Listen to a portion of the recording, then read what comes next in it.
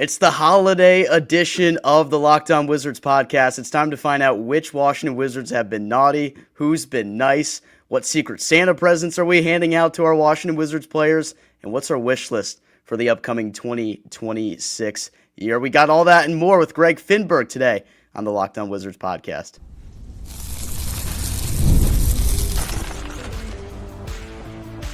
You are Locked On Wizards, your daily Washington Wizards podcast, part of the Locked On Podcast Network. Your team every day.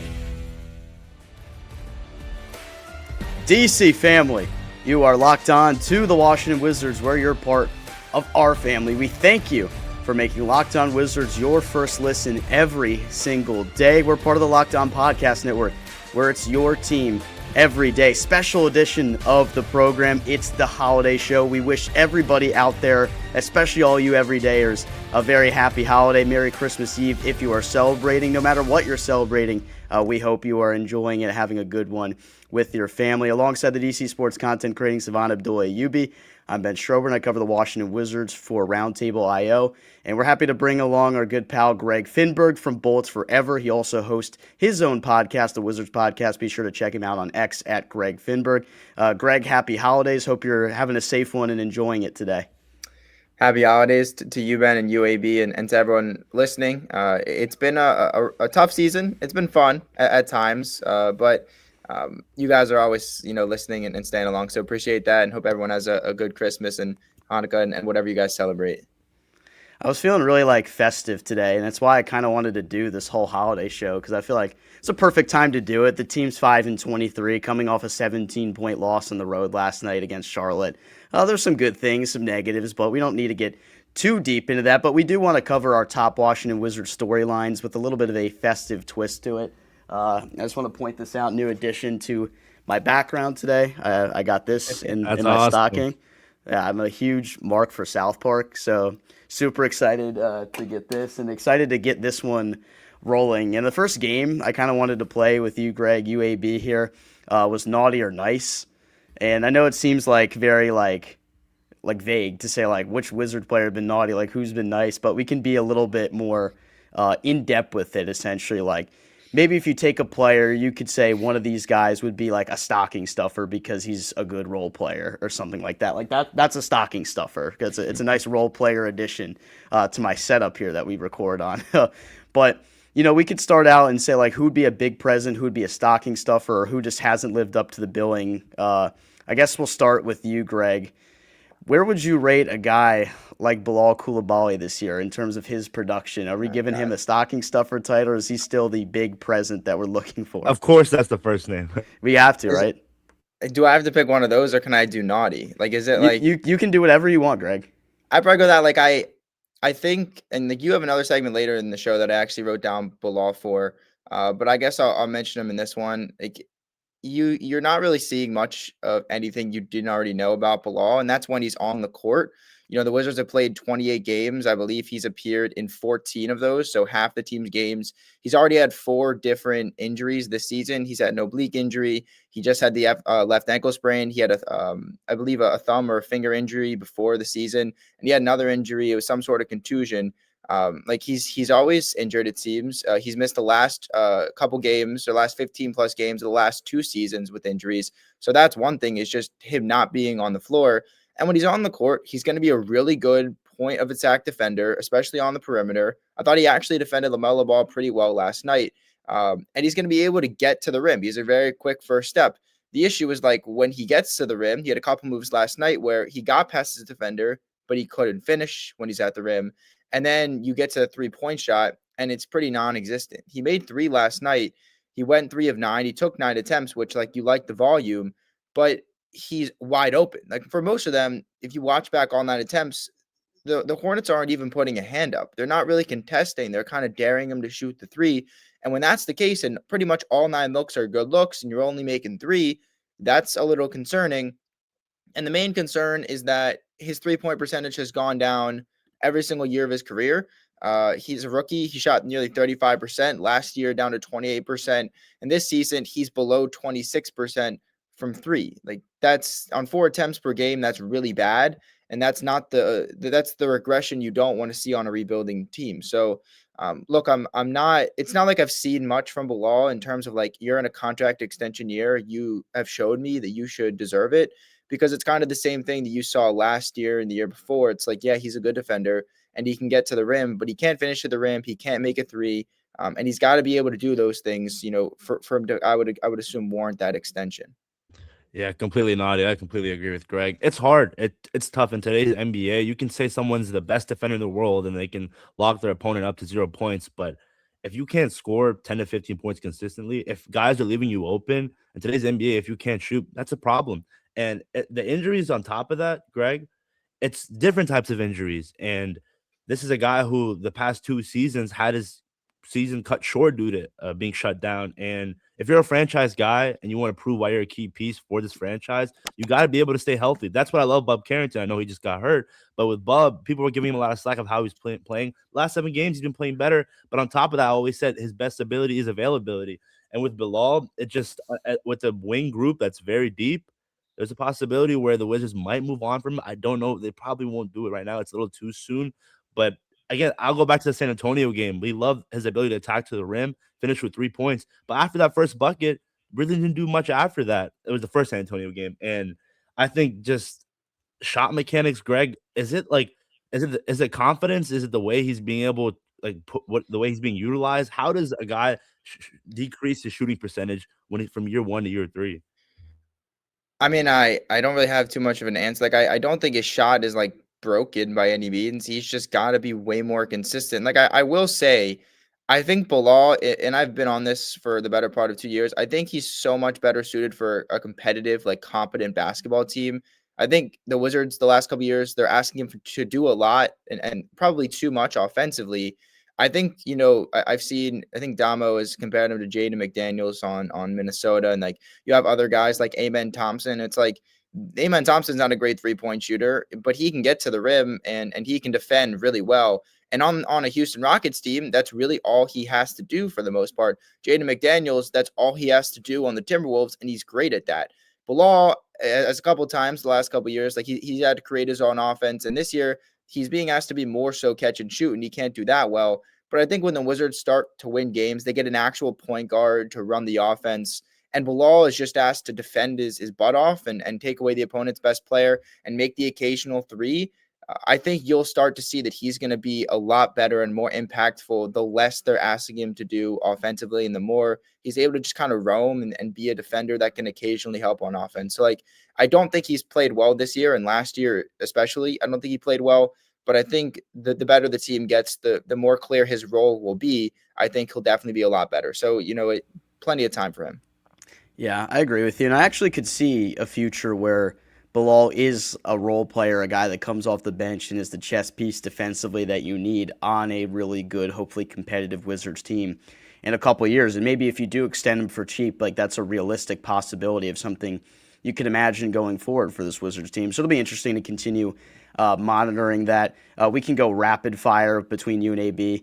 AB, I already know what the answer is going to be, but I just want to get you excited. Where are you ranking Justin Champagnie right now? That's big present. That's the biggest present of them all. Gift cards, toys, Hot Wheels, throw everything for JC. JC is the human embodiment of what Will Dawkins wants to build here in the district. I think his ability to score and rebound, and for a guy that's going to go out there and also play defense, doing it all, he does no wrong. But in all seriousness, I love how he plays. I think from a guy who was with the G League, worked his way up, the 2-way contract to a standard contract, I love what he can do. And I was frustrated early on in the year when he wasn't getting any minutes, but now seeing him get more minutes, the way he impacts the game, I think every night, whether this team loses by 20 or wins by 10 to 15 points, he's going to fill up the stat sheet. So love me some JC.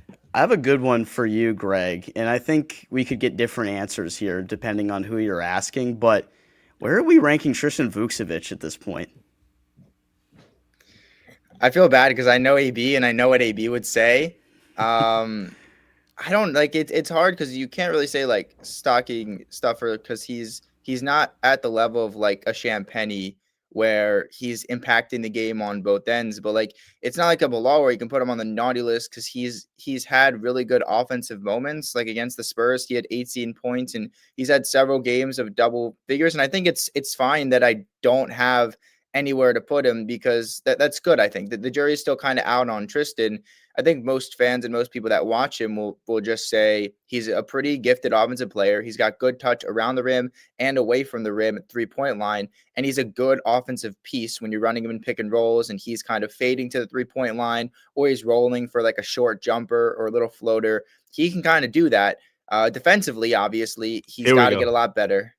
You knew it was coming. He's got to get stronger. Like he bails out the offense a lot of times. Like against Wemby, he was no match. He had a big block, and then Wemby was like, "Okay, like what am I doing?" And then he just put him in the rim the next play. So I think it's fine to not really have a place for Tristan. I don't think that's necessarily a bad thing. He's still very young. He's raw, and he's gonna get better ideally on both ends, specifically on defense. And I think, I mean, he's still on a two-way contract. You have a max of 50 games, I believe, on the NBA roster, and he's been on the NBA roster for every single game this season. I don't think he's played with the Go-Go yet. So I would assume either they convert his contract to a standard deal and keep him there, or they send him down to the G League later in the season, and hopefully those reps will sort of help him round out his game. But I think I already know where AB would probably go with this one. Yeah, no, actually, I agree with you. As much as I love JC and TV, I'll make this quick. Offensively, I love it. Defensively, it's tough, and I'm not gonna say like no one in the world can guard Wembanyama. It's tough limiting him, but we want to see more from him. And I'm just happy he's getting the usage because last season it was tough seeing Rashawn Holmes getting a lot of those minutes over a guy like TV. But keep the development coming. I think with Marvin Bagley playing as well as he is back into the lineup, it's gonna be tough to see him get more minutes in the rotation when we're talking about TV. But defensively, maybe we'll see. Again, like it's hard for me, guys, to assess this Wizards team individually when it comes to defense because overall we're just not that good. We give up 130 points a game, but at least we're seeing offensive usage from a guy like TV, who it takes time for a 7-footer to be able to develop that mid-range shot, that 3-point shot. Even though I think Ben said he has the worst 3-point percentage in the league, so give it some time. But I'll give him a Hershey kiss in the stocking. A Hershey kiss. All right, we can go like super rapid fire. You could just give it real quick. Both of you guys can participate in this. I'll go first, honestly, with one. Speaking of nice list, Marvin Bagley. He's been great for us. He's going to be my present. Yeah, I'm going to give him the big present. He's been great addition to this team. All right, let's go Bub Carrington, because this one has changed probably our perspective on that the last couple of weeks. I would give him the stocking stuffer. I think it's actually a testament to how good he's been the last couple of weeks that he is a stocking stuffer and not in the same category as Bilal, because he had been worse than Bilal. He'd been arguably the worst player on the team for the minutes and, the looks he was getting, the opportunities he was getting. But the last couple games, he's averaging, I think over his last 7, 15, 5, and 5. He's shooting 44% from 3, 50% from the field. He's doing it efficiently. He's doing it consistently. He's getting his teammates open. The turnovers are down. The assists are up.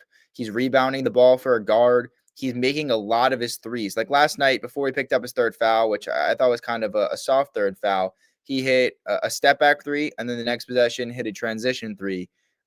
His confidence is very high, and he's kind of showing that. So we know he can shoot. Ideally, he's able to get more paint touches, and he's able to create more for his teammates. He's able to actually add some sort of slashing element, because you rarely see Bub get a layup.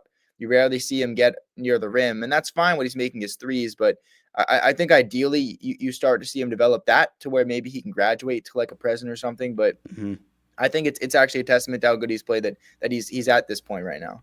I'll give you that. I'll give you the update right now as well. Varun Shankar, the Washington Post, reported today that his right foot soreness for Bub Carrington after yesterday's injury, so we'll monitor that ahead of Friday's game. Let's take our first break. When we come back, an edition of Secret Santa Washington Wizards edition. This episode is brought to you by Prize Picks. The holiday season is one of the best times for sports. Bowl games, big basketball matchups, playoff pushes, it's all happening at once. And while we're all making choices every day, one of the most fun places to make the right call is Prize Picks. Prize Picks is the easiest way to get in on daily fantasy. Just pick more or less and at least 2 player projections, lock in your lineup, and you're in the game. It's simple, fast, and available in 45 states, including California, Texas, Florida, and Georgia. Prize Picks has added an extra layer of excitement to the holiday sports schedule because you can create a lineup in less than a minute, and the app makes the whole process smooth and intuitive. The early payout feature is a great bonus. When your lineup starts strong, you may get the option to cash out early. So download the Prize Picks app today and use code LOCKEDONNBA to get $50 in lineups after your first $5 lineup. That's code LOCKEDONNBA to get $50 in lineups after you play your first $5 lineup. Prize Picks. It's good to be right. All right, let's play a little Secret Santa. So the way this game is going to work is you can pick any player on the Wizards, and you can essentially add them a new skill to the repertoire, like your Santa. Like, let's say somebody is wishing for this skill to take their game to the next level. You can make that decision. AB, I want to start with you on this one. Who are you picking, and what power are you giving them?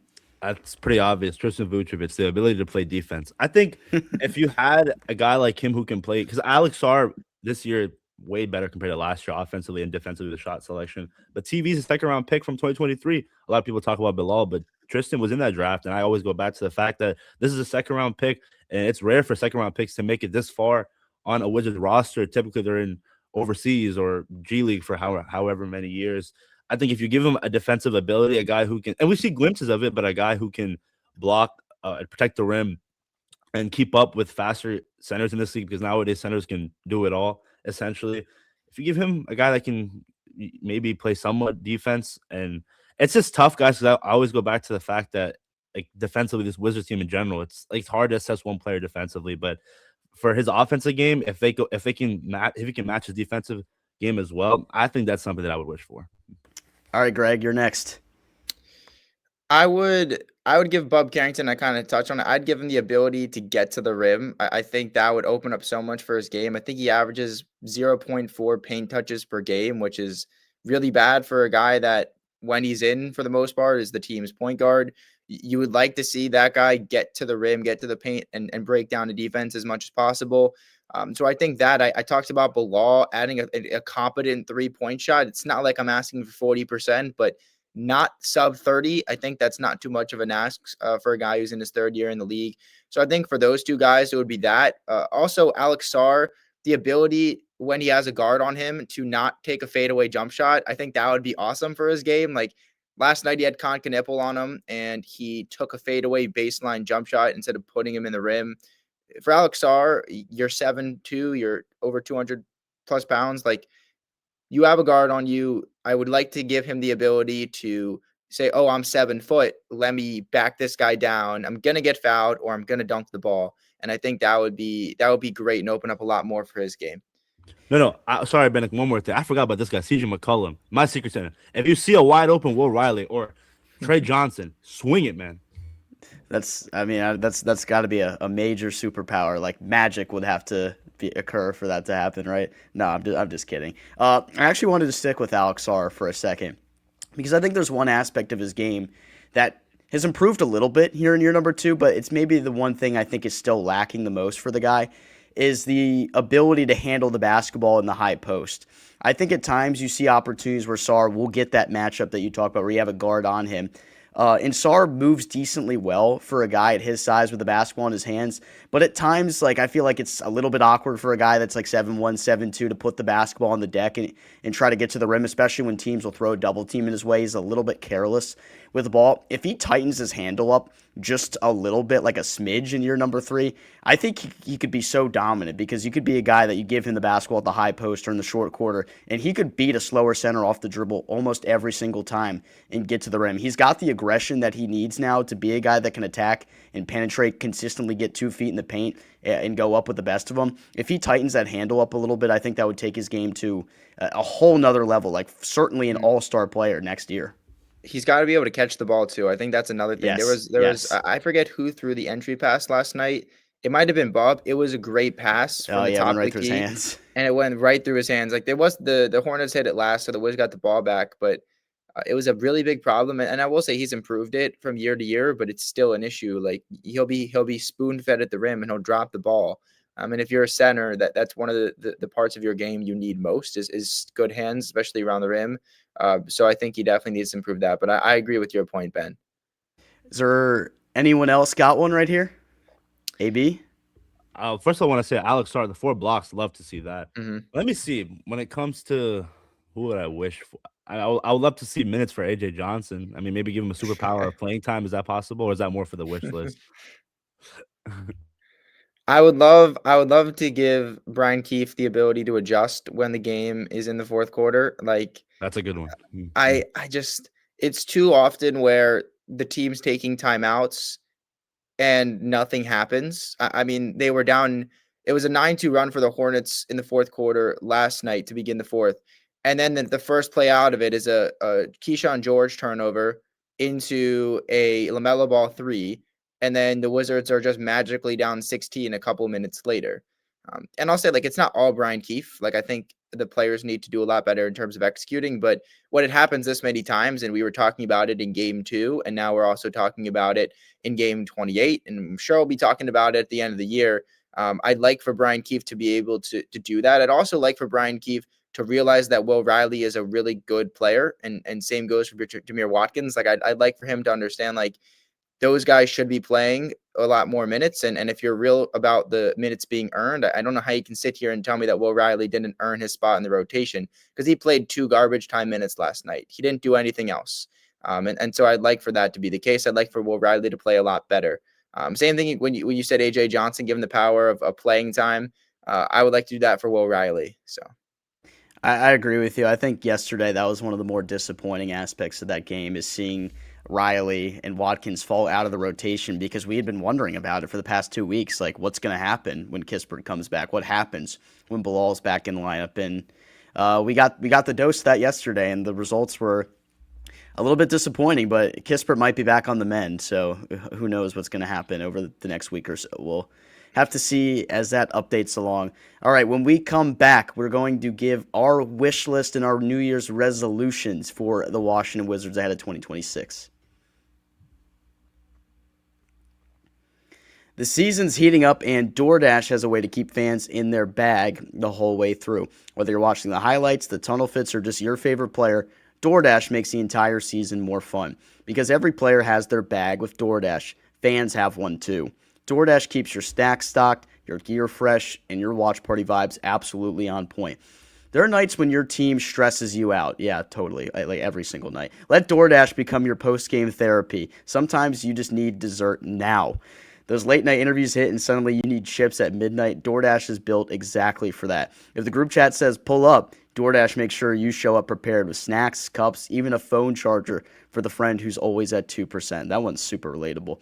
From tip-off to overtime, stay in your bag and order on DoorDash. Get snacks, drinks, gear, whatever gets you through the season delivered right to your door. DoorDash, in your bag all season long. It's nothing like making a wish list around the holidays, whether you're celebrating Christmas, Hanukkah, Kwanzaa, whatever it may be. One of the best parts is giving gifts, getting gifts. And I think as a Wizards fan, you're always hoping to get some gifts, because it feels like we get a lump of coal in our stocking all the time, whether it's the draft lottery or whatever it may be. By the way, I don't know what the hell is going on with this Adam Silver talking about tweaking the lottery results to potentially not allow teams to pick in the top 4 back-to-back years. What are we doing? Why can't the NBA get this thing right? I don't want to go off on a whole tangent about that, but I'm going to start with my wish list. Can the Wizards not fall out of the top 3 of the draft this year? That is on my wish list. The New Year's resolution is for Adam Silver to make the lottery not a flawed system. Can we do that at some point? Can we please stop the nonsense and make the lottery a fair system to teams that are rebuilding? That is my TED Talk. Who's next? Yeah, I agree.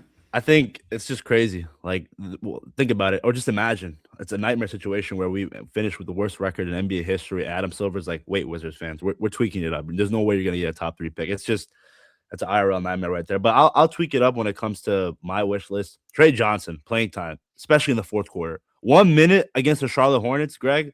Like, what are we doing there? This is a guy who's your 6th overall pick. Why are you holding him back? Why hinder his development?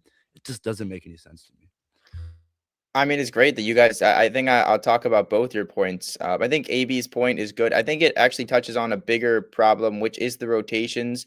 It's kind of the inconsistency in them. It's like, CJ McCollum was 5 of 17 last night. Keyshawn George was 1 of 9, and you continued to kind of call their number in the beginning of the fourth, and when you needed to make some buckets. Trey Johnson had been good throughout the game. You had a guy like Justin Champagnie, who was all over the place, had 9 rebounds last night. Marvin Bagley was 5 of 6. He was really good.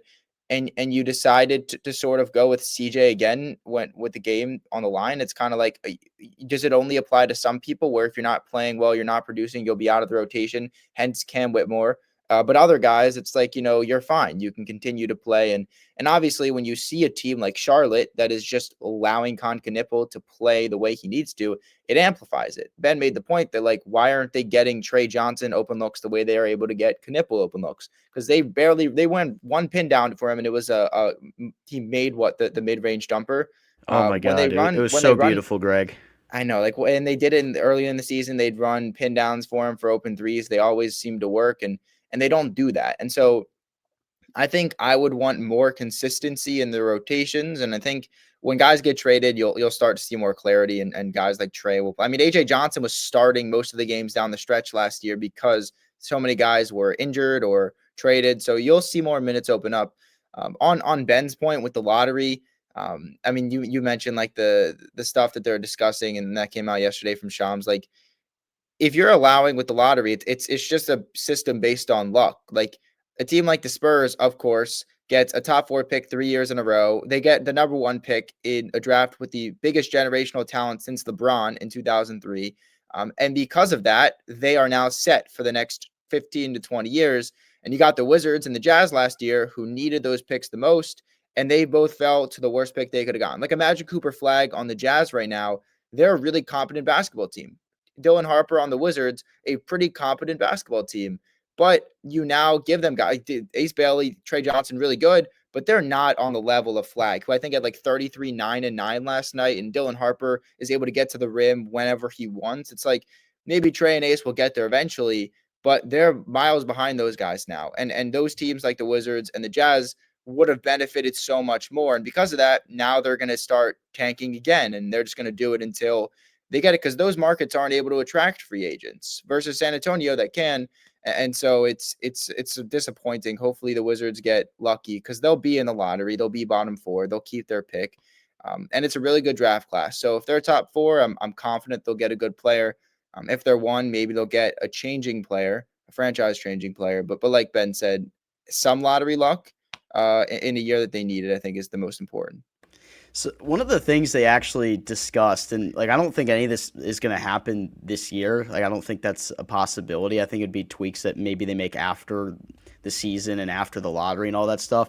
If one of those things they proposed was that the lottery results lock after March 1st, imagine this Wizards team playing with no restrictions whatsoever. Because like, what if they lock in the worst record in the NBA? You're guaranteed to pick in the top 5 at that point. You're going to have your pick. It'd be really fun to see how different this Wizards team would play, like how different the rotations would look. What would be the main difference you see from this team when they have no restriction on them and they have the ability to go out there and go balls to the wall trying to win every single night? I think it'd be really interesting, and maybe it'd be refreshing for the fans that are tired of the narrative saying, well, we lost, but it's because we have to. Like, this is the direction the organization has to take, because in actuality, like that is the reality of the situation, and it makes sense, but not everybody enjoys watching it. Like, hell, it's tough to watch sometimes. You're sort of seeing it with the Pelicans right now. Like, they are really bad, but they're just bad because they're bad. Like, they don't have any incentive to be bad, and like they're actively trying different lineups, and they're actively trying to find things that work.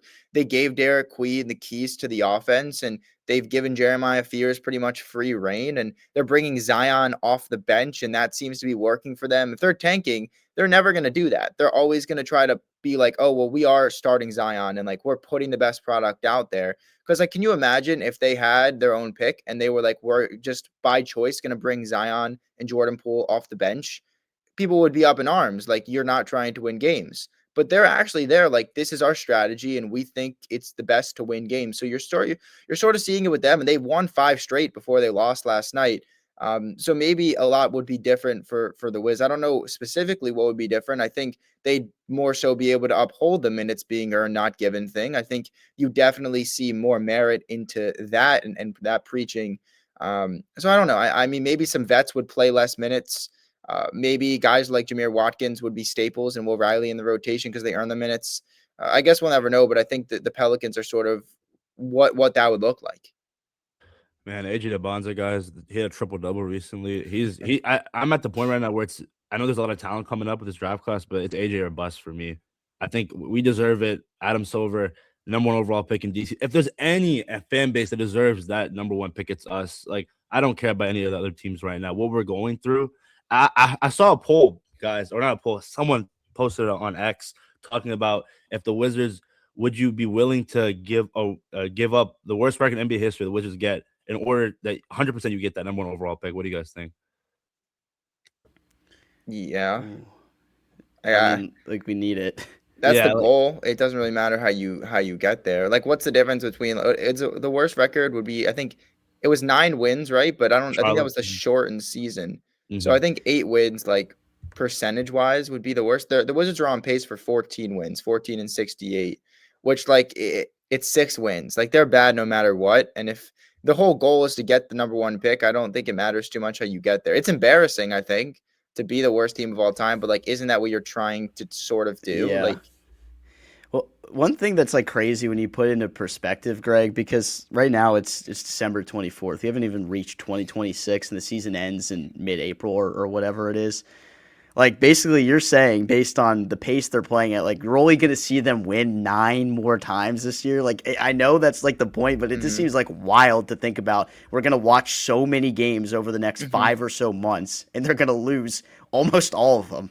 I will say, like, they went 9-17 to end the year last season. Yeah. And they won, I believe, 9 games in, I mean, if I do it like the quick maths, that would be in their first, like, is it 56 tries? They were like, so like they closed the season better. And there were a lot of people that were accusing them of tanking when, like, they closed the season last year a lot better than they opened this season for the first half of the year. So I think the more the guys develop, the better Trey Johnson, Will Riley, Jameer get. Bilal and Bub in the second-year guys too. When the rotations will be clearer, I think they will be better in the second half of the season. But I think depending on how bad they were in the first half, you might see a ramp up in tanking. Like, I just saw, I forget what podcast it was, but some person was saying that the Jazz listed Lauri Markkanen out with like groin injury management when they had never listed him out with a groin injury this season. And so, like, you're already starting to see teams do that. And that was a big problem at the end of last year where, like, the Jazz got fined because Lauri Markkanen could play and they were just making up injuries for him. The Sixers were one of the worst, and they actually got rewarded for it by keeping their pick. So you'll see more egregious tanking down the stretch. But I think if it's anything like last year, the Wizards might actually play better basketball towards the end of the season. So we'll see. Hopefully that's the case post-deadline. You don't see CJ McCollum here anymore. Chris Middleton probably gets bought out. If anything, you see Trey Johnson take over the starting 2-guard spot. You see more minutes for Will Riley, more minutes for Jameer Watkins. If they start winning some games like that without sabotaging their pick, then you can feel a little bit excited, especially if they still finish with the worst record in the league and you can't fall out of the top 5. You still have the top odds tied with the 2 other teams, I guess, to pick number 1, then I guess you can feel as good as you can before the draft lottery. Then your mood can completely change based on what happens that night, because I know that's what happened to me last year. Like, after the season ended, I was like, all right, I feel like we're in a good spot here. We just got to get some lottery luck, and then May 12th happened, and I wasn't feeling so good anymore. So that's the tough life of rebuilding. Final straw this upcoming draft, guys. If we get 6 again, like, I'm probably going to be locked up in my room for a couple of weeks. You're gonna be locked on, holding away, crying. It's just, it can't happen again. It just can't. I don't even know what. And the Thunder having if the Thunder have a better pick than us, like, what is life at that point? Life isn't fair. Hasn't someone told you that throughout your life, AB, that it's not fair? Yeah, Nothing of course. Fair in this I'm a world. DC sports fan. They'll tell me that. Yeah, we all know that. Life isn't fair in many different realms, but it's definitely not fair to DC sports fans a lot. Tomorrow is Christmas Day. The Commanders and Cowboys are playing. That's probably going to ruin Christmas. Before we get out of here, Greg, do the Commanders stand a chance tomorrow against the Cowboys with Josh Johnson as the starting quarterback? No, I was at the game last week against the Eagles. I mean, number one, Oh, it was all damn. Eagles fans, which was kind That of sucks. disappointing. But I mean, Josh Johnson threw a pick pretty early in the game. He's not a good quarterback. It's actually so surprising that Sam Hartman is this bad, that he's healthy, and they're not even letting him It be the quarterback too. What is his job, guys? it's such an Genuinely. indictment on Sam Hartman. The fact that he didn't win the QB3 job over Josh Johnson. I He think was his that job bad. is just to like be Jaden Daniels' like friend, because they're good friends, and like the team is content with him being that on the practice squad. So like if that's the case, He- sure, but they're probably gonna lose by. I mean, Dallas is also eliminated, and the Commanders beating the Giants 2 weeks ago, I think, has significantly hurt their draft stock. So like obviously you're Yeah. never in the mood for like you should lose the game. It's I think a lot harder to tank in football than it is in basketball, but obviously ideally for the Commanders in their draft, like they lose.